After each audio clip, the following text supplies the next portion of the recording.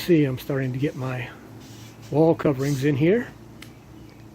And right now what I'm trying to do is get a screw pattern so they all match. It's hard to see there, but I'm trying to get a screw pattern that matches, so it'll go all the way across here and it'll all line up and look neat. I know, but they're going to show. So these are truss head screws, silver on the natural wood. I really like that look. So starting to cut the panels, getting them ready to put in. As you can see, I've been cutting away.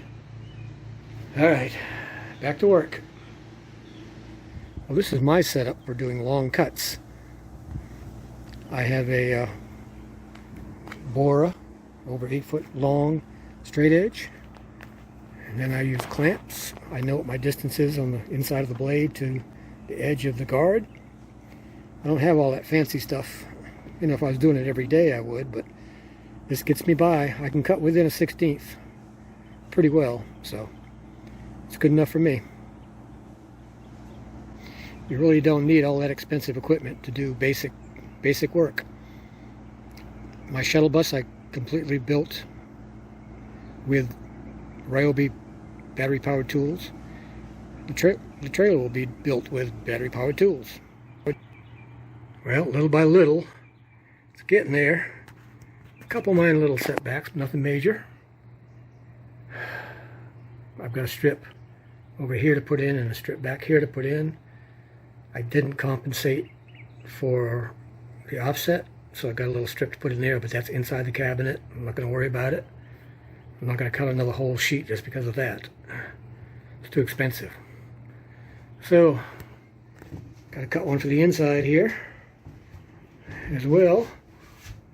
So we're getting there. Alright. Little mistakes happen, but that's okay. I've got plenty to make the strips with. I got plenty here for my cabinets down there, the under bed storage. So we're getting there.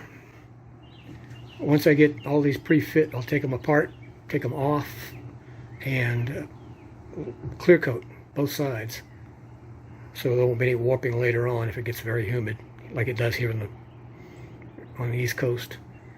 Alright, I'm done for the day. We'll talk at you later. Well, it's starting to take shape. I'm not sure what I'm going to cover that. Maybe a curtain when the door is down. I'm not sure.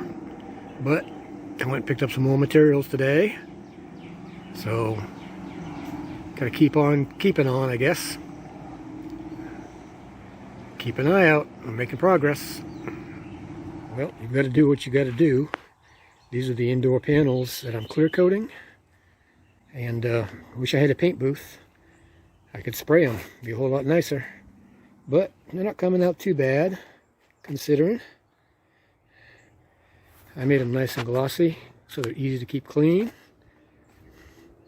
And I can sand them and recoat them if I need to when they're up. So they're getting there. Just a couple here, and then I've got a couple over here. So again, wish I had a big workshop and a paint booth, but this will have to do. Keep checking back, more to come. Making progress. This is just a light from coming in from outside, but getting the panels in, figuring out where my lines are going. I have a LED light coming across here because my work table is right here. So I'll be putting in a push button dimmer switch, which is going to come from this wire. It's going to come through the wall and out over here to the button and then into the LED. So my problem is if I put this in here, up here like so, drill through, and I've got this wall glued and screwed on. If this switch goes bad, there's no way to get it out of there. So, what am I going to do? What am I going to do? Well, did you come up with a solution to my problem? You know, I had to get these wires through, and if I locked it in, I couldn't get it out. So is this the solution you came up with?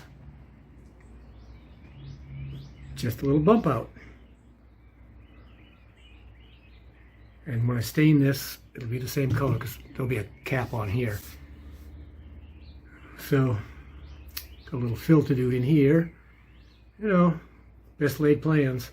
So I got a little bump out now. And I'll probably have one over here. I'm not sure just yet. But I think that takes care of the problem. Whoops. I think that takes care of the problem.